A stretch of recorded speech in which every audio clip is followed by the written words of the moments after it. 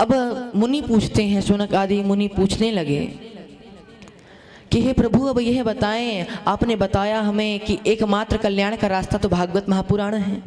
जो भागवत को शरण करेगा वह प्रभु के गोलोक धाम, वैकुंठ धाम, प्रभु के चरणों में जाएगा। परंतु अब यह बताएं, भगवान अवतरित क्यों होते हैं? भगवान नारायण श्री कृष्ण अवतरित क्यों होते हैं? तब आप बड़ी सुंदर कथा कहते हैं कि एक बार क्या होता है, अकबर अपने कुछ सहचरों को बुलाता है। अकबर जानते होंगे आप, अकबर अपने कुछ सहचरों से बुलाता है जो हिंदू थे, और उनसे पूछता है कि अच्छा यह बताओ कि हमारे जो भगवान हैं, हमारे जो प्रभु हैं, वह कभी अवतार नहीं लेते, परंतु जो तुम्हारे भगवान हैं, तुम्हारे प्रभु हैं, वह बारंबार अवतार लेते हैं, ऐसा क्यों? तब उस समय तो जो सनकादि कुमारों को मानने वाले, इस सत्य निष्ठा को, सत्य पद को मानने वाले, सत्य सनातन धर्म को मानने वाले कुछ हिंदू थे, वह उस समय तो कुछ ना बोले जब अकबर ने कहा। परंतु उन्होंने एक विचार किया कि कल जब अकबर यमुना जी में भ्रमण करने आएगा तभी एक साथ इसको उत्तर देंगे। तो क्या हुआ, नौका विहार के लिए नौका में अकबर आता है और वह नौका विहार करता है।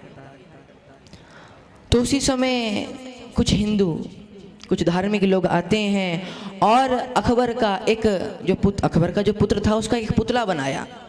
उसका पुतला बनाकर यमुना जी में डाल दिया और कहने लगे, अकबर सुनो, तुम्हारा जो पुत्र है डूब रहा है। तो अरे अकबर तो सम्राट था, महाराज था, उसने कुछ ना सोची, अपना जितना भी श्रृंगार था, मुकुट था, सब तोड़ फोड़ कर तुरंत यमुना जी में कूद पड़ा अपने पुत्र के लिए। परंतु जब वह पुत्र निकाला तो वह तो पुत्र था ही नहीं, वह तो पुतला था। तब अकबर कहता है कि यह तुमने मेरे साथ ऐसा क्या हास्य प्रसंग क्यों रचा? तब कुछ सत्य सनातनी कहते हैं, सुनो, यह तुमने पूछा था कि हमारे भगवान बारंबार अवतरित क्यों होते हैं। तो अब जिस प्रकार तुम अपने पुत्र के लिए इस जल में कूद पड़े, उसी सागर, उसी जल में, उसी भवसागर में हमारे कृष्ण भी जब अपने भक्तों को डूबता हुआ देखते हैं तो कभी सतयुग में, कभी त्रेता युग में, तो कभी द्वापर में और कभी कल युग में अवतरित होकर आते हैं। इस प्रकार भगवान की महिमा है कि भगवान इसलिए अवतार लेते हैं, भगवान अपने भक्तों की इच्छा पूर्ण करने के लिए, अपने निज धाम, अपने लीलाओं को उनको देने के लिए अवतरित होते हैं। और भक्तों का स्वभाव क्या है? शांतिमय है। भक्तों का जो स्वभाव है वह शांतिमय है। भक्त कभी क्रोध नहीं करते।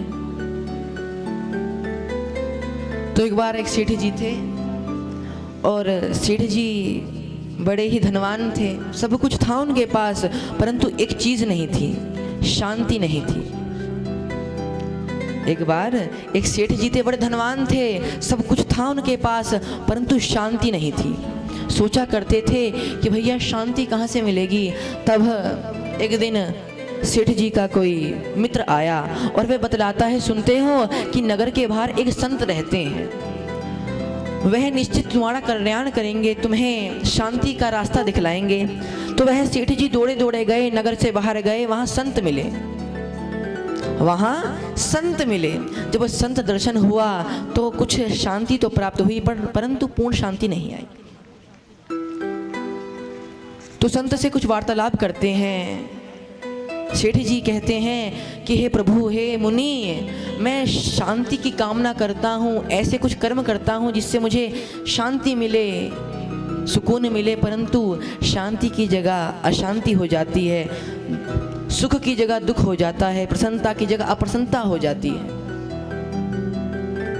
तो मुनि ने कह दिया, चलो ऐसी बात है तो ध्यान करे करो, नित्य ध्यान करो। तो सेठ जी नित्य ध्यान में मग्न रहने लगे। अब क्या हुआ, ध्यान में काम, क्रोध, मद, लोभ आदि जैसे राक्षस आने लगे, ध्यान लगता ही नहीं प्रभु के चरणों में। तो पुनः सेठ जी संत के पास गए, और जब संत के पास जाते हैं तो उसी समय संत से कहा कि यह ध्यान व्यान तो हमसे होता नहीं प्रभु। तो उस समय संत ने कुछ बोला नहीं, परंतु जब संत के आश्रम में सेठ जी और संत विचरने लगे, भ्रमण करने लगे, तो उसी समय सेठ जी के पैरों में कांटा लगा। अब जैसे ही कांटा चुभा तो अब बेहाल हो गए सेठ जी, रोने लगे, गिड़गिड़ाने लगे, अरे हे मुनि देखिए मेरे पैरों में कांटा चुभ गया है, निकालिए। संत ने कहा यह तो तुम भी कर सकते हो, कस के तुरंत निकाल दो। तो क्या होता है, जैसे ही उस सेठ जी ने अपने पैरों से कांटा निकाला तो बड़ी शांति प्राप्त हुई। तो संत ने बड़ा सुंदर कहा, देखो तुम्हारे चरण में मात्र एक ही कांटा चुभा और तुम बेहाल हो गए। इसी प्रकार तुम्हारे हृदय में, तुम्हारे मन में, तुम्हारे चित्त में, तुम्हारी बुद्धि में काम, क्रोध, मद, लोभ आदि जैसे जो बड़े बड़े कांटे चुभे हैं,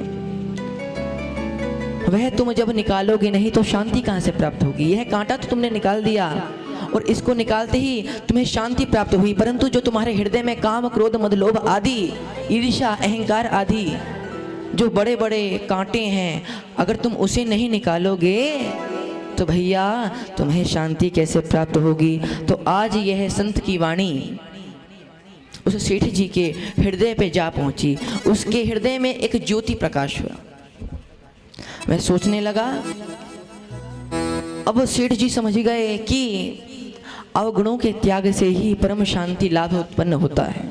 अगर आप काम, क्रोध, मद, लोभ आदि, अहंकार, ईर्ष्या आदि महाकांटे अपने हृदय से नहीं निकालोगे, जब तक यह महाशांति आपको प्राप्त नहीं होने वाली। ये सत्य बात है।